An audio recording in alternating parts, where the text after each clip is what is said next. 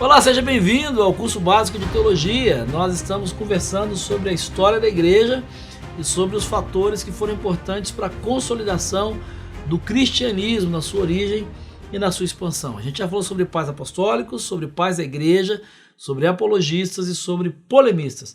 Eu quero conversar com você hoje sobre dois outros fatores que têm uma importância muito grande nesse processo. A primeira delas, ou o primeiro deles, é o credo dos apóstolos, né? Talvez você tenha já ouvido falar, principalmente você que vem de uma tradição católica, o credo dos apóstolos, na verdade, a forma integral dele, como a gente conhece hoje, ela teve a sua origem por volta do século VI, século VII, na região da Gália. Entretanto, algumas partes dele se acham nos escritos cristãos que datam até o século II. E é interessante quando a gente olha para o texto do Credo dos Apóstolos, ainda que alguns achem que é um documento católico, né, da Igreja Católica Apostólica Romana, na verdade esse é um documento da Igreja Cristã Primitiva e que vai ter um papel muito importante nesse processo de consolidação do cristianismo, principalmente se a gente levar em conta que se não havia uma teologia cristã formada, o que dirá de uma profissão de fé consolidada dentro do cristianismo, né, organizada. O Credo dos Apóstolos vai ter esse papel, vai ter essa função de certa forma, a gente pode dizer que sistematizar aquilo que era a essência da doutrina cristã. Na verdade, o credo vai ser uma declaração sucinta a respeito da qual não poderia haver qualquer tipo de debate.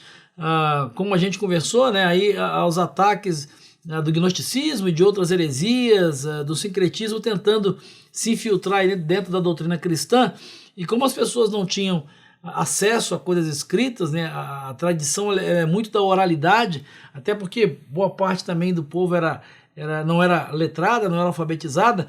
Esse credo ele foi construído ou foi elaborado para que as pessoas pudessem memorizar um resumo aí da fé cristã. Deixa eu ler o texto para você, né? Talvez você que tem origem católica vá se lembrar quando fez a sua primeira comunhão, que diz o seguinte: creio em Deus, o Pai onipotente, Criador do céu e da terra, e em Jesus Cristo, seu único Filho, nosso Senhor, o qual foi concebido do Espírito Santo, nasceu da Virgem Maria, padeceu sob Pôncio Pilatos, foi crucificado, morto e sepultado, desceu aos infernos, e no terceiro dia ressuscitou dos mortos, subiu aos céus, está sentado à destra de Deus, o Pai onipotente, donde há de vir para julgar os vivos e os mortos.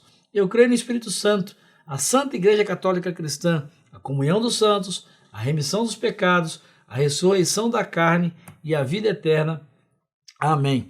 É interessante, então, que essa é uma declaração sucinta mesmo daquilo que seria a doutrina essencial do cristianismo. Por quê? Quando a gente olha o texto de uma forma mais detalhada, ele vai afirmar algumas coisas essenciais. Por exemplo, o caráter trino de Deus, Deus Pai, Deus Filho, Deus Espírito Santo. Ele vai falar, ele vai reafirmar a encarnação de Jesus Cristo.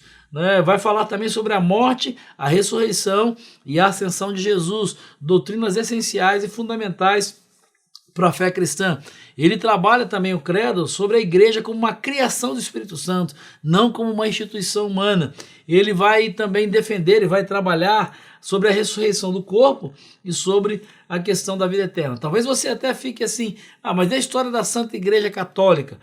Vale a pena aqui destacar que a expressão católica significa universal. Nesse tempo, a Igreja Católica ela data do IV século. Como instituição, a Igreja Católica Apostólica Romana ela tem a sua origem histórica a partir do IV século, ano 313, 380, é o começo de uma referência histórica, a gente vai conversar sobre isso. Então esse documento, ele é datado, algumas partes desse texto, de uma época anterior. Então, quando ele diz, eu creio na Santa Igreja Católica, ele está dizendo, eu creio nessa igreja que é santa, né, que é separada, né, mas é a igreja que reúne todos os cristãos, ou todos os seguidores de Cristo em todos os lugares. Então, a expressão católica, nesse momento, significa universal. E aí é complicado, quando você vai falar universal, já mudou até o sentido disso, mas você entendeu o que eu estou querendo dizer para você, né? A expressão não está ligada a uma instituição, a expressão está ligada a um contexto, a uma abrangência daquilo que era o cristianismo. Bom, qual era o objetivo do Credo dos Apóstolos? Na verdade, ele tinha alguns objetivos bastante claros, entre eles, ser uma confissão de fé para os candidatos ao batismo, eles memorizavam isso, então podiam ser batizados, ser o esboço de um ensino catequético baseado nas principais doutrinas do credo. Também ele tem como objetivo ser um guarda e guia contra as heresias e ao dar continuidade e legitimidade aos ensinos cristãos da sua expansão.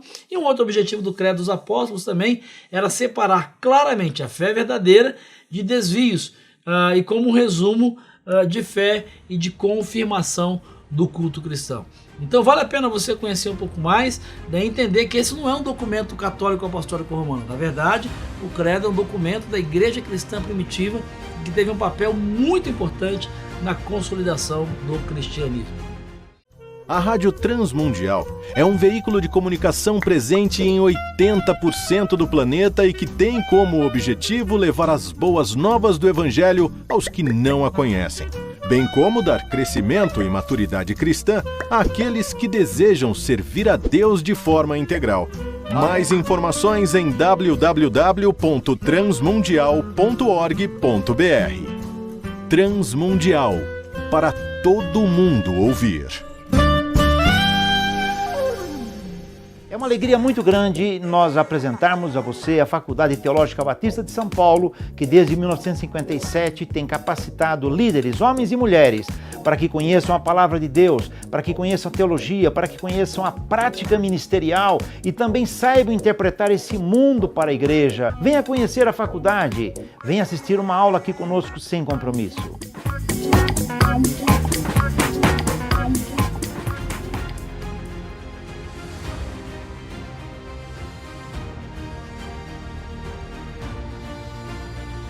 Bom, eu quero concluir essa aula falando para você sobre esse último fator que é importante para a consolidação do cristianismo.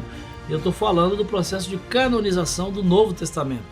É um processo que vai acontecer ao longo de alguns anos, de alguns séculos, mas para que você tenha uma ideia, alguns parâmetros que nortearam esse processo de canonização. A gente não tem tempo para discuti-lo e conversar sobre ele aqui em detalhes, mas eu posso dar alguns parâmetros para esse processo de canonização. O primeiro deles é que todos os livros do Novo Testamento eles foram escritos até o final do primeiro século. Nesse processo, as cartas de Paulo elas foram juntadas, né, e foram reunidas no final do primeiro século, né, até esse tempo. Elas eram cartas que corriam, né, pelas igrejas, enfim, né, elas são reunidas num compêndio só, vamos dizer assim, né, no final do primeiro século, e por volta do ano 150 é que os evangelhos de Mateus, Marcos e Lucas, que eles são juntados, né, que eles são reunidos, são unificados, são colocados, né, como evangelhos reconhecidos aí nesse processo de evangelhos canônicos. O processo de canonização do Novo Testamento,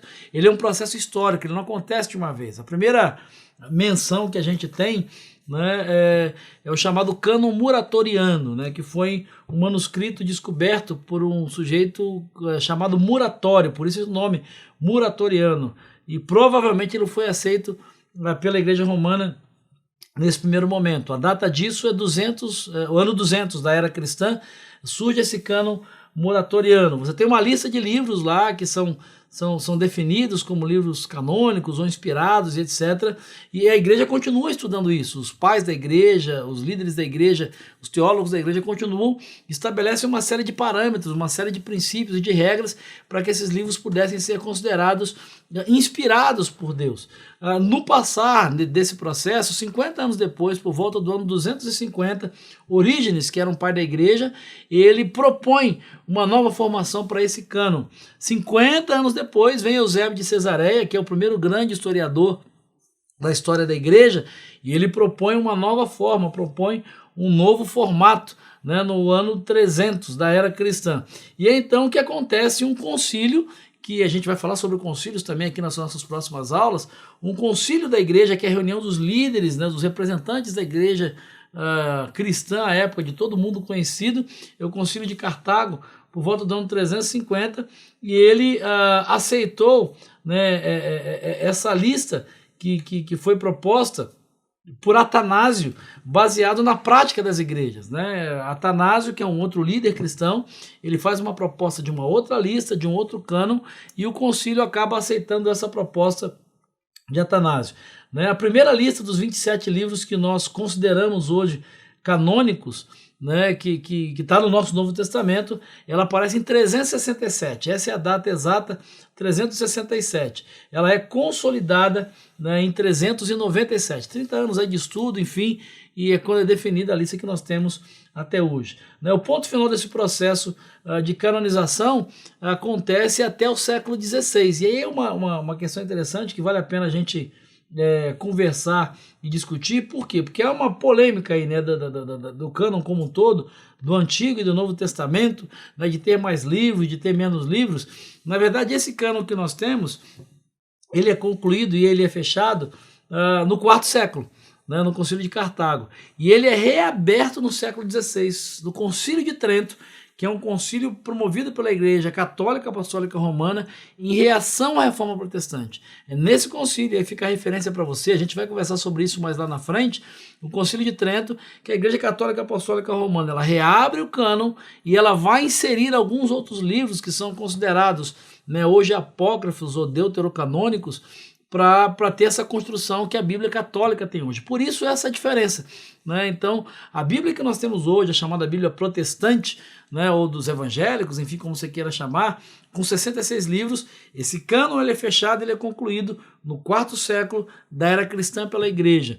Né? No século XVI, no Concílio de Trento, esse cânon é reaberto pela Igreja Católica Apostólica Romana, e alguns desses livros eles são inseridos e são por uma série de questões que nós vamos estudar mais à frente. Vale a pena você também entender que nesse processo de canonização e de definição dos livros canônicos, a gente falou um pouquinho aqui sobre Jerônimo, né? A Vulgata, que é a tradução que ele faz para o latim, ela foi aceita como a Bíblia oficial dos católicos, apesar de não se saber se o próprio Jerônimo teria reconhecido os livros apócrifos, apesar de tê-los traduzido também. 1546, como eu disse para você, é a data do Concílio de Trento. Essa Bíblia ela é reaberta e esses livros são inseridos. Então a referência é você estudar um pouquinho aí de Jerônimo, né, da Vulgata. A gente não tem a referência se o próprio Jerônimo, que faz essa tradução, incluindo os apócrifos, reconhece esses livros, né, apesar de ter traduzido esses livros também, mas a referência histórica é essa. Quarto século é o fechamento do cânon do Novo Testamento, com os 27 livros que nós temos hoje. Isso vai ajudar muito para que a igreja tenha um norte e tenha uma referência. Dessa maneira a gente fecha essa etapa, fecha esse circuito da consolidação do cristianismo. Apesar do contexto de perseguição, apesar desse contexto de heresia, apesar desse contexto de sincretismo, o cristianismo continua crescendo, continua se expandindo, né? Obviamente pela ação do Espírito Santo de Deus, mas através desses fatores e desses personagens: pais apostólicos, pais da igreja, apologistas, polemistas, credo dos apóstolos e a canonização do Novo Testamento. Mas nesse processo e nessa etapa de consolidação, né, vai surgir algo que vai mudar a história da igreja, que é a formação do Império Cristão e o surgimento da Igreja Católica Apostólica Romana, mas isso é assunto para uma próxima aula e eu espero te encontrar lá. Um grande abraço, até lá!